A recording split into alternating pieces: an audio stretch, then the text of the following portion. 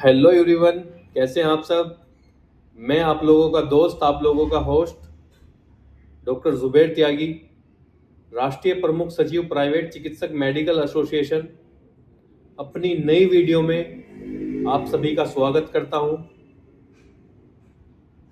I hope कि आप सब बहुत अच्छे होंगे, आपकी फैमिली में सभी लोग अच्छे होंगे।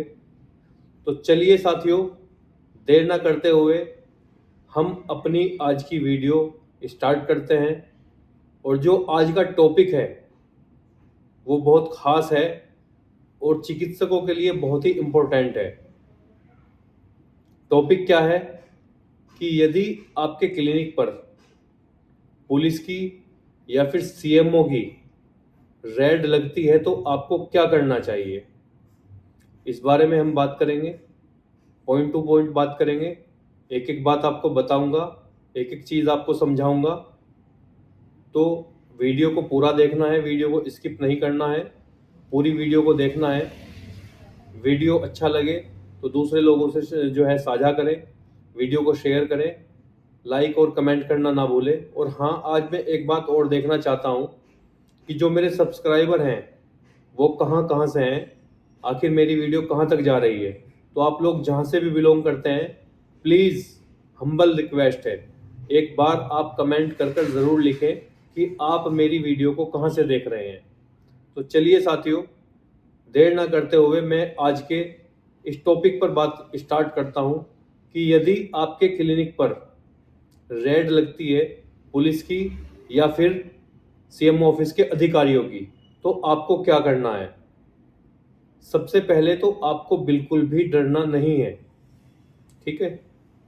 बिल्कुल भी घबराना नहीं है, क्योंकि जो आपके पास आ रहे हैं या जो हमारे क्लिनिक पर आते हैं, रेड करने के लिए आते हैं, वो पुलिस के अधिकारी हों, पुलिस वाले हों, या फिर मुख्य चिकित्सा अधिकारी के यहाँ से लोग हों, आखिर हैं तो वो भी इंसान ही ना।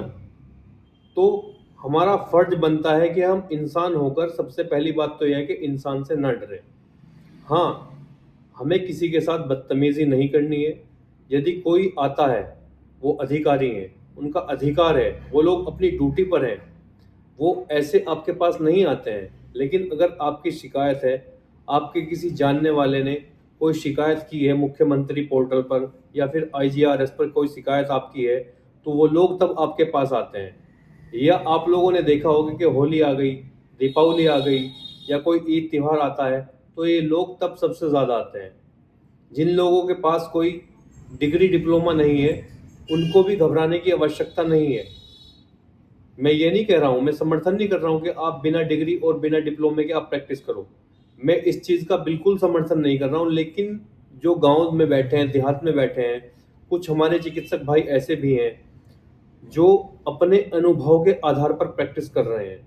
यानी कि उनके पास अनुभव है 10 साल का, 20 साल का, 15 साल का, लेकिन किसी कारणवश उनके पास कोई डिग्री डिप्लोमा नहीं है, वो कोई डिग्री डिप्लोमा नहीं कर पाए।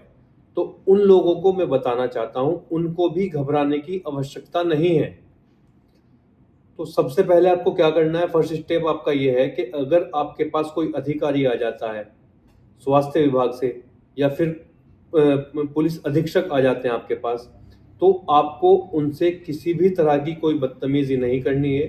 आप उनको बिठाइए, बिल्कुल भी घबराना नहीं है। चाय पानी के लिए पूछिए, उसके बाद वो आपसे अगर पूछें कि आपके पास क्या है, आपके पास कोई डिग्री या डिप्लोमा है, तो आप उनको कभी ये मत बोलना कि मेरे पास कुछ नहीं है। ध्यान से सुनिए साथियों, सबसे पहली बात यह है कि आपको उनको ये नहीं बोलना है आपके पास है या नहीं है। आपको ये कभी नहीं बोलना है कि मेरे पास कुछ नहीं है, मैं बिल्कुल क्विक हूँ। आपको ऐसा नहीं बोलना है। आपको बोलना है कि हाँ मेरे पास है, मेरे पास फर्स्ट एड का डिप्लोमा है जो मैंने किया हुआ है, लेकिन वो यहाँ नहीं है, वो मेरे घर पर रखा हुआ है। क्योंकि यहाँ पर बहुत सारे रीज़न है, मैं यहाँ नहीं रखता हूँ, तो घर पर रखा हुआ है मेरे पास। और दूसरी बात उनको आपको ये बतानी है कि सर मैं केवल फर्स्ट एड का कार्य करता हूँ। यानी कि जो पेशेंट मेरे पास आते हैं, मैं उनको केवल फर्स्ट एड देने का कार्य करता हूँ। उसके बाद मैं उन पेशेंट को, जो हमारे यहाँ स्थानीय ब्लॉक है, जो स्वास्थ्य केंद्र है, मैं उन पेशेंट को वहाँ भेज देता हूँ। या फिर अगर उनके पास कोई जाने की सुविधा नहीं है तो सर मैं खुद जाकर उनको वहाँ पर छोड़ कर आता हूँ। मैं सरकार के साथ कार्य कर रहा हूँ, उनकी जो स्वास्थ्य सेवाएं हैं उनका मैं कार्य कर रहा हूँ। जो हमारे यहाँ पे जो स्वास्थ्य केंद्र है, वो लोग कोई टीका वगैरह दे देते हैं या कोई दवाई दे देते हैं तो वो मैं पेशेंट को केवल लगा देता हूँ, वो उनके कहने पर। तो आपको एक बात तो ये करनी है। दूसरी बात, आप लोग अपने क्लिनिकों में दवाइयों का भंडार रखते हैं भरकर, जो कि अलीगल है। जो दवाइयाँ आप लोग अपने क्लिनिक में रखते हैं, इतनी ज़्यादा दवाई रखते हैं कि उस पर जो है दवाई पर जो डीआई होता है, ड्रग इंस्पेक्टर, वो भी उस पर जो है ऑब्जेक्शन उठा सकते हैं। तो आपको बहुत ज़्यादा दवाइयाँ अपने क्लिनिक में नहीं भरनी है। रख सकते हैं लेकिन थोड़ी दवाइयाँ रखो और उनको बिल्कुल ओपन ना रखो। हमने देखा है कि जो चिकित्सक हैं, बहुत सारे चिकित्सक ऐसे हैं कि जब अपनी जो टेबल होती है, टेबल पर सजा कर रखते हैं सारी दवाइयाँ। इंजेक्शन भी पड़े हैं, किसी को इंजेक्शन लगाया, जो सिरिंज है, सिरिंज पड़ी है ऐसे ही, बाल्टी भरी पड़ी है, इसलिए कि 12-13 रुपये 15 किलो रुपये बिकती है, इनको बेचेंगे पैसे आएंगे। अरे यार, आप चिकित्सक हो, क्या काम कर रहे हो आप? ये निडल्स वगैरह, ये ऐसी चीज़ें, इनको जो है डिस्ट्रॉय करना चाहिए और आप लोग इनका भंडार रख रहे हो। तो कोई भी अधिकारी अगर आएगा तो आप पर वो एक्शन लेगा। तो आपको यह कार्य बिल्कुल नहीं करना है। जो भी आपके पास मेडिसिन है, दवाइयाँ हैं, वो दवाइयों को आपको जो है कहीं भी आपको उन्हें ऐसी जगह रखना है जहाँ वो दिखाई ना दे, यानी कि छुपा कर रखना है।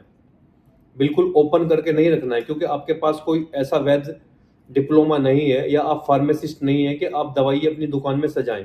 तो सबसे पहले आपको दवाइयाँ जो हैं वो अपनी दुकान में नहीं सजानी है। तीसरा नंबर, आपको यह करना है, यदि वो आपको नोटिस देते हैं उसके बाद भी, इतना बताने के बाद भी, तो आप विनम्रतापूर्वक उस नोटिस को ले लीजिए और उस नोटिस को लेने के बाद आप अपने पास रखिए। उसमें जो वो डेट देते हैं, आपको जो बुलाते हैं नेक्स्ट डे या 2 दिन बाद, उस डेट पर आपको जाना है। लेकिन उस डेट पर जाने से पहले क्या करना है, ये अहम है। इस पॉइंट को ध्यान से सुनिए साथियों। जो डेट आपके नोटिस में दी गई है, उस डेट पर आपको क्या करना है, वहाँ आपको सीएमओ ऑफिस जाने से पहले, नोटिस लेकर जाने से पहले आपको एक काम करना है कि आपके आसपास जो एमबीबीएस चिकित्सक हैं, जो हॉस्पिटल्स में बैठते हैं, जहाँ पर आप प्राइवेट हॉस्पिटल में या गवर्नमेंट हॉस्पिटल में, जहाँ भी आप अपने पेशेंट को भेज रहे हैं, तो आप उन डॉक्टर से, जो आपके एरिया के एमबीबीएस डॉक्टर हैं, आप उनसे अपने लिए एक एक्सपीरियंस सर्टिफिकेट बनवा लीजिए। वो आपको एक्सपीरियंस सर्टिफिकेट बना के दे देंगे, 6 महीने का या 1 साल का। ऐसा नहीं है कि बनाकर नहीं देंगे। अगर आप उनको पेशेंट देते हैं तो वो आपको बना कर देंगे, क्योंकि जिन डॉक्टर्स को हम अपने पेशेंट भेजते हैं, रेफर करते हैं, वो, उनसे हमारे जो संबंध है बहुत अच्छे हो जाते हैं। तो आप उनको बोलिए कि सर मुझे एक एक्सपीरियंस सर्टिफिकेट चाहिए। अगर आपके पास कोई डिग्री, डिप्लोमा फर्स्ट एड का नहीं है, तब करना है ये काम आपको। अगर है तो आपको उसकी आवश्यकता नहीं है, लेकिन फिर भी आप ले सकते हैं। उनसे आप एक एक्सपीरियंस सर्टिफिकेट बनवा लीजिए। वो लेकर आप जो है सीएम ऑफिस जाइए। वहाँ जाकर, जाने से पहले आपको जो आपका जो नोटिस है, उसका एक एफिडेविट बनवाना होता है। आप उसका एक एफिडेविट कलेक्ट्रेट से जाकर बनवा लीजिए।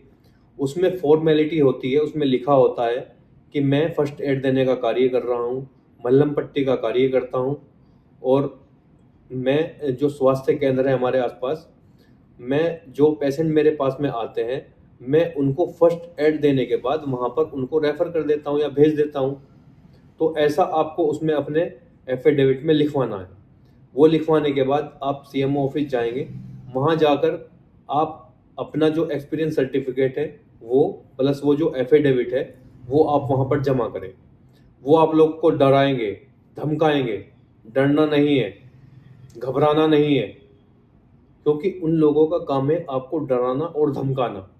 अगर आप डर गए तो दिक्कत हो जाएगी। यहाँ कुछ लोग एडवाइस देते हैं, कुछ लोग एडवाइस देंगे कि जो सीएमओ ऑफिस के जो पियोन्स होते हैं, आप उनसे जान पहचान बना लीजिए।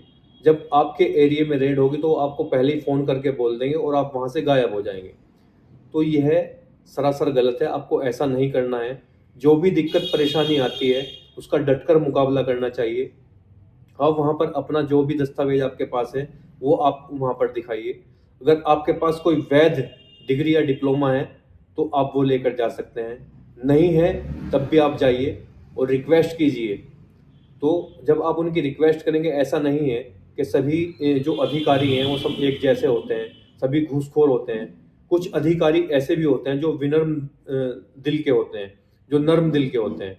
जब आप उनको बताएंगे, सारी चीज़ें समझाएंगे तो उनको समझ आ जाएगा और वो आपको कहेंगे कि ठीक है आप जाइए, मैं देख लेता हूँ। तो इस तरह से आपका जो नोटिस है वो समाप्त हो जाएगा।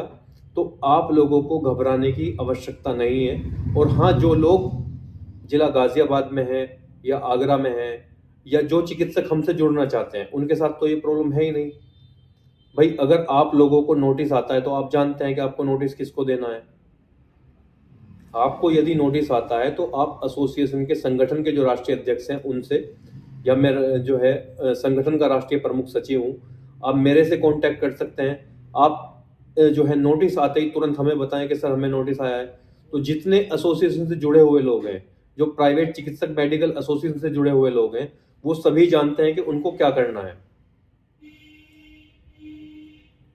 तो कोई भी नोटिस आपको यदि आता है तो आप तुरंत मेरे से संपर्क कीजिए। इसी के साथ ही मैं अपनी वाणी को विराम देता हूं। मैं डॉक्टर जुबैर त्यागी, राष्ट्रीय प्रमुख सचिव प्राइवेट चिकित्सक मेडिकल एसोसिएशन। तब तक आप अपना ख्याल रखिए, अपनी फैमिली का ख्याल रखिए। जय हिंद, जय भारत।